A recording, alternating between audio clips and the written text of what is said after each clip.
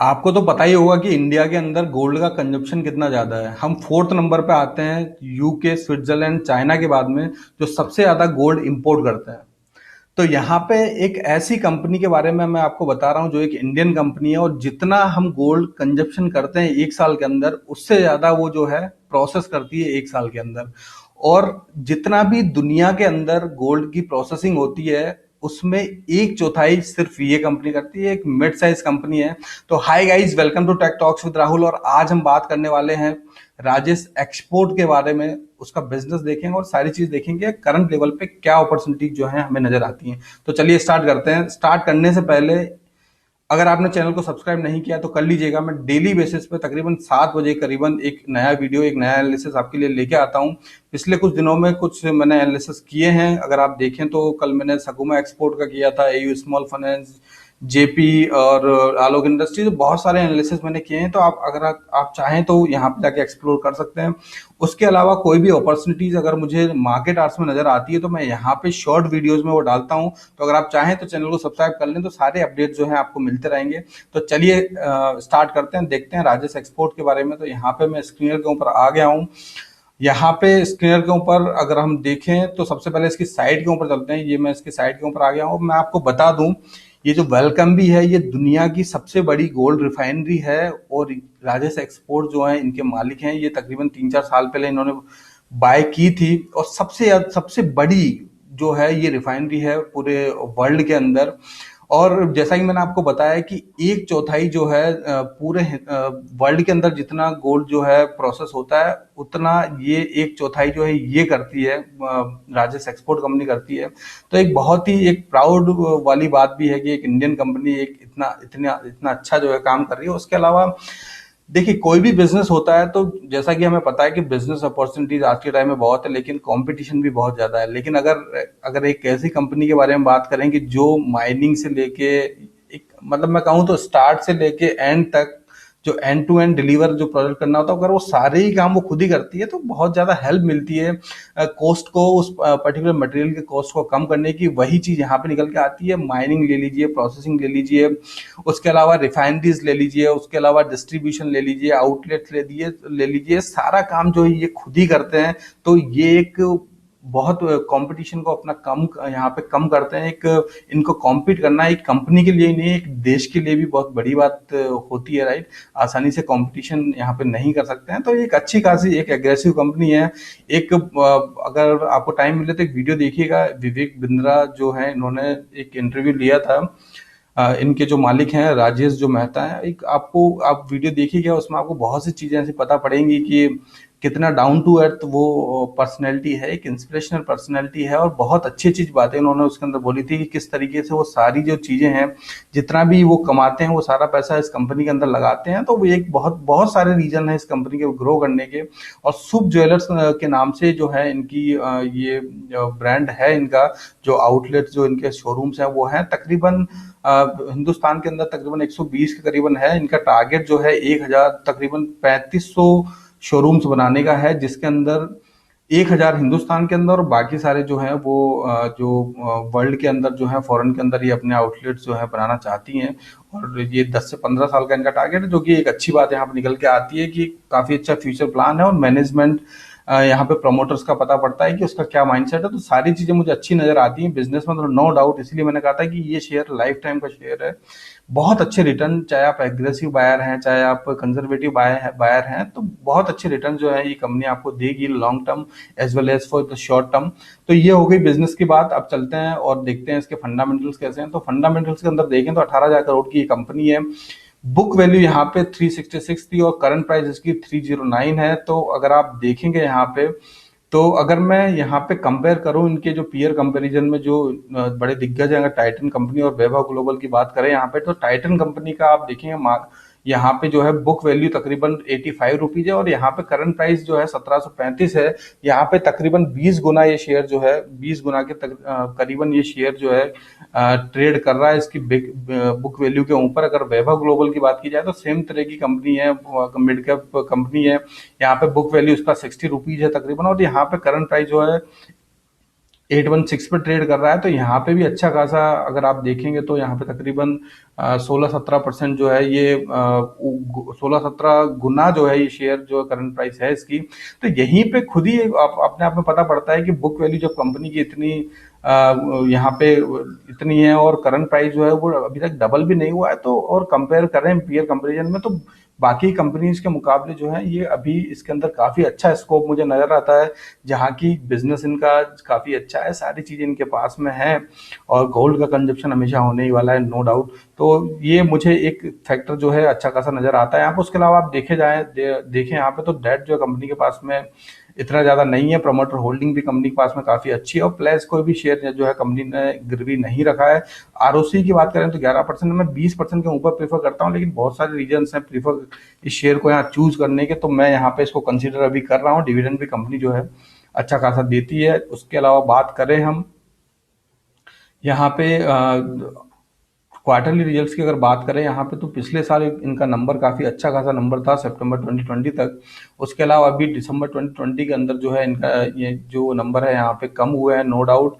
और उसके अलावा अगर देखा जाए तो ऑपरेटिंग प्रॉफिट कंसिस्टेंट है, प्रॉफिट बिफोर टैक्स जो है वो ठीक ठाक यहाँ पे इंक्रीज हुआ है, नेट प्रॉफिट भी इनके ठीक ठाक इंक्रीज हुआ है, नो डाउट। सारी चीजें अच्छी नजर आती है। इंटरेस्ट कंपनी इतना जहाँ पे करती थी अभी यहाँ कोई भी इंटरेस्ट यहाँ पे नहीं कर रही, वो की अच्छी बात निकल के आती है। उसके अलावा अगर देखा जाए प्रॉफिट एंड लॉस के अंदर, तो टीटीएम के अंदर एक अच्छे खासे नंबर जो है यहाँ पे निकल के आते हैं, नो डाउट।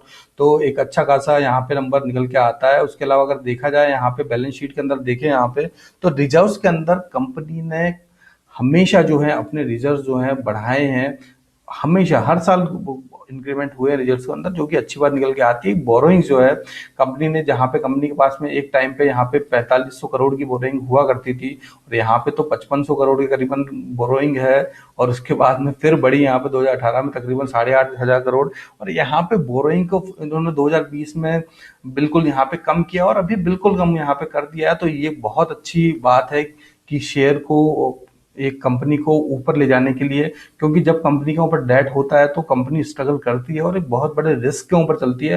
यहाँ पे रिस्क फ्री है, सारी चीजें इनकी खुद की हैं, कोई भी इन्होंने डेट नहीं लिया है, तो एक अच्छी खासी चीज यहाँ पे मोमेंटम जो है मुझे नजर आता है। उसके अलावा अगर देखा जाए तो एसेट्स भी कंपनी के पास में अच्छे खासे हैं यहाँ पे, नो डाउट। अगर कैश फ्लो की बात की जाए तो अच्छा खासा कैश भी यहाँ पे निकल के आता है, जो कि एक अच्छी बात है। यहाँ पे बुक्स के अंदर सारी चीजें दिखती हैं और आरओसी भी कंपनी के पास में, कंपनी का यहाँ पे जो है आरओसी जरूर कम हुआ है, लेकिन कुछ रीजंस की वजह से कम हुआ है और यहाँ पे बाकी सारे जो फैक्टर्स है वो मुझे अच्छे नजर आते हैं। तो नो डाउट एक अच्छा खासा जो है इनका यहाँ पे फंडामेंटल के अंदर सारी चीजें निकल के आती हैं। उसके अलावा अगर आप देखेंगे यहाँ पे, तो प्रोमोटर्स के बाद में कंसिस्टेंट होल्डिंग है 54.03 थी, उसके बाद में थोड़ी सी इन्होंने फिर बढ़ाई, उसके बाद में बढ़ा के 54.05 यहाँ पे हुई। एफआईएस के पास में, एफआईएस की कंसिस्टेंट है तकरीबन यहाँ पे अगर देखा जाए तो 0.12% इन्होंने कम किया और डीआईज ने अच्छा खासा यहाँ पे इन्वेस्ट किया है। उसके अंदर भी मैं बता दूं आपको कि यहाँ पे डीआईज हैं LIC, life insurance corporation of India, जो जिसने जो है यहाँ पे अगर आप देखेंगे तो अभी 2% की हिस्सेदारी इन्होंने बढ़ाई थी, अभी कुछ दिनों पहले की बात है, कुछ शायद 1-1.5 महीने पहले 2% की हिस्सेदारी एलआईसी का बढ़ाना खुद ही अपने आप में एक संकेत देता है कि किस तरह की ये कंपनी है। उसके अलावा मैं आपको कुछ चीजें बताऊं एलआईसी का, जहां जहां पे एलआईसी ने इन्वेस्ट किया है आप देख लीजिएगा। एलआईसी एक सेफर साइड में हमेशा काम करती है और बहुत ही सेफ कंपनीज होती हैं, जहां तक वहां पे ये इनके ज्यादा इन्वेस्टमेंट है। तो आप एक अगर कंजर्वेटिव बायर हैं तो कोई वरी करने की जरूरत है नहीं, एक अच्छा खासा फ्यूचर जो है इस कंपनी का यहाँ पे निकल के आता है। और मुझे ये कंपनी बहुत अच्छी लगती है, मिड कैप के अंदर मेरी one of the favourite company है, क्योंकि कोई इसमें वरी करने की जरूरत नहीं है। आने वाले टाइम में ये आपको अच्छे खासे रिटर्न देने वाली है, बहुत अच्छे रिटर्न आपको देने वाली है, और कोई रिस्क फ्री कंपनी है, कोई आपको उसके अंदर कोई भी डाउट करने की किसी भी तरीके से कोई भी मतलब आपको जरूरत नहीं है। तो ये एक अच्छी चीज निकल के आती है। अगर उसके अलावा बात की जाए यहाँ पे टेक्निकल्स के ऊपर जाके देखते हैं, तो टेक्निकल पे जाने से पहले if you are liking that video please hit the like button, ताकि जो है लाइक करें और शेयर करें और सब्सक्राइब भी जरूर कर लें, ताकि सारे अपडेट जो है आपको मिलते रहेंगे। तो चलिए अब इसके जो टेक्निकल एनालिसिस हैं उनके अंदर हम चलते हैं। तो टेक्निकल्स के अंदर अगर हम चले यहाँ पे, तो आप देखेंगे ये कंपनी जो है, अगर आप देखें तो एक अच्छे खासे ट्रेंड के अंदर हमेशा रही है, एक अप ट्रेंड के अंदर हमेशा कंपनी रही है। खास तौर से 2014 के बाद में एक अच्छा खासा बुलिश मूवमेंट आया, फिर डिप लिया, फिर बुलिश मूवमेंट आया, फिर एक डिप लिया। तो जहां जब जब ये शेयर कंसोलिडेट हुआ है, यहाँ पे देखें आप, कंसोलिडेट हुआ, एक अच्छा राउंडिंग बनाया इसने, और यहाँ पे एक बहुत अच्छा राउंडिंग इन्होंने बनाया है। अगर आप देखेंगे तो ये एक राउंडिंग यहाँ बना, और ये एक बहुत लॉन्ग टर्म के लिए राउंडिंग बना, तो लॉन्ग टर्म के लिए इसकी रैली भी जाने वाली है। मैंने इसके रिलेटेड एक वीडियो ऑलरेडी बनाया था 2 महीने पहले। अगर आप यहाँ पे सर्च करेंगे राजेश एक्सपोर्ट, तो राजेश एक्सपोर्ट में आपको ये मिल जाएगा।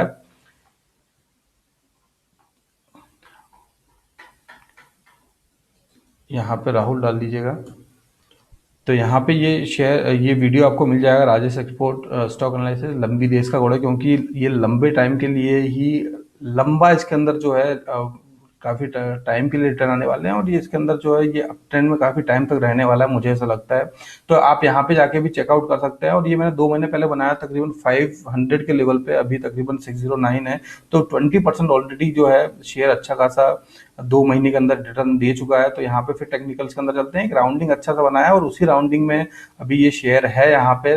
और यहाँ पे अगर आप देखेंगे तो कुछ टाइम में काफी अच्छे खासे यहाँ पे वॉल्यूम जो है वो भी नजर आते हैं। अगर आप ये वॉल्यूम की बात करें यहाँ पे, तो एक अच्छे खासे वॉल्यूम जो है यहाँ पे नजर आ रहे हैं पिछले कुछ ट्रेडिंग सेशंस के अंदर।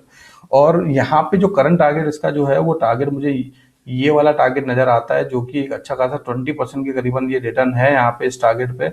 लेकिन अगर मैं उसके अलावा बताऊं आपको, तो इस शेयर को जो है लॉन्ग टर्म के लिए आप रखिए, और इस तरीके के शेयर आपके पोर्टफोलियो में जरूर होने चाहिए। इस तरीके की मिड कैप कंपनीज आपके शेयर पोर्टफोलियो में जरूर होना चाहिए, क्योंकि ये एक रिस्क फ्री कंपनी है, काफी अच्छा बिजनेस, और काफी अच्छी रिटर्न जो है ये आपको आने वाले टाइम में दे सकती हैं। तो मैं यहाँ पे भी नहीं निकलने वाला। अगर कुछ ऐसी कोई प्रॉब्लम हुई तो मैं यहाँ पे लाइफ टाइम में जरूर सोचूंगा कुछ टाइम के लिए निकलने का, और उसके बाद में भी आप उसके बाद में भी इसको होल्ड कर सकते हैं, नो डाउट। तो अभी अगर करंट टारगेट, ये फर्स्ट टारगेट है, मैं यहाँ नहीं निकलने वाला, मैं सीधा इसके लाइफ टाइम जो हाई है उसी पर निकलने वाला हूँ। तो यहाँ पे सीधा सीधा यहाँ पे 50% का रिटर्न यहाँ पे नजर आता है, और ये एक अच्छा खासा रिटर्न है। और उसके अलावा भी आप इसके अलावा जो शेयर के अंदर जो है आप रह सकते हैं, ये किसी भी तरीके से आपको जो है नुकसान नहीं देगा। मैं आपको एक चीज बता दूं, तो ये सारी चीजें हैं इस शेयर के रिगार्डिंग, और अच्छा खासा मुझे ये शेयर अप ट्रेंड में नजर आता है। आज भी अच्छा खासा ये शेयर जब तकरीबन 10% ये शेयर ऊपर गया, और अभी भी इसके अंदर बहुत सारा पोटेंशियल बाकी है, क्योंकि एक राउंडिंग है, और यहाँ पे कोई भी मुझे करंट में कोई भी रेजिस्टेंस इसका नजर आता नहीं है, और सीधा रेजिस्टेंस मुझे इस लेवल पे या इस लेवल पे नजर आता है। लेकिन हो सकता है ये इसको भी अच्छे से ब्रेक करे, क्योंकि इसका जो कंसोलिडेशन जो मूवमेंट है वो इस तरीके से यहाँ पे है कि इसकी जो रैली है वो भी इसी तरीके से होने वाली है। तो एक अच्छा खासा मूवमेंट इस शेयर में आपको देखने को मिल सकता है आने वाले टाइम में। मैं बुलिश हूँ इस शेयर के अंदर, और अगर आप देखेंगे यहाँ पे, तो अभी भी ये शेयर अगर ये तीनों डे मूविंग एवरेज देखेंगे तो उनसे कुछ ज्यादा नहीं ऊपर नहीं गया है, तकरीबन वहीं पे ये ट्रेड कर रहा है। आज जरूर काफी 10% ऊपर गया, इसलिए काफी ऊपर हो गया यहाँ पे, लेकिन फिर भी इसके अंदर काफी अच्छी खासी गुंजाइश है और अच्छी खासी अपॉर्चुनिटीज मुझे नजर आती है। तो आप चाहें तो इसको कंसिडर कर सकते हैं, लेकिन मेरा रिकमेंडेशन कोई भी नहीं है यहाँ पे। आप अपना एनालिसिस करें, उसी के बाद में अपना कोई डिसीजन लें। और मैं बुलिश हूँ इसके अंदर, मैं बस यही कह सकता हूँ, आप अपनी पोजीशन अपने अकॉर्डिंग बना सकते हैं। और आप इसको मेरा यही हाईली मैं आपको सजेस्ट करूंगा कि इसको अच्छे टाइम के लिए होल्ड करके रखें। कुछ कंसोलिडेशन इसके अंदर आ सकते हैं, क्योंकि आज भी अच्छा खासा भागा है, तो कुछ टाइम में कुछ दिनों में आ सकते हैं, लेकिन आने वाले टाइम में अच्छे खासे रिटर्न जो है ये कंपनी आपको दे सकती है। तो I am very bullish on it. Please आप जो है चैनल को सब्सक्राइब नहीं किया तो कर लीजिएगा, मैं डेली बेसिस पे आपके लिए अपॉर्चुनिटी लेके आता हूँ। तो कल वापस मिलते हैं एक नए एनालिसिस के साथ में, तब तक के लिए बाय, टेक केयर।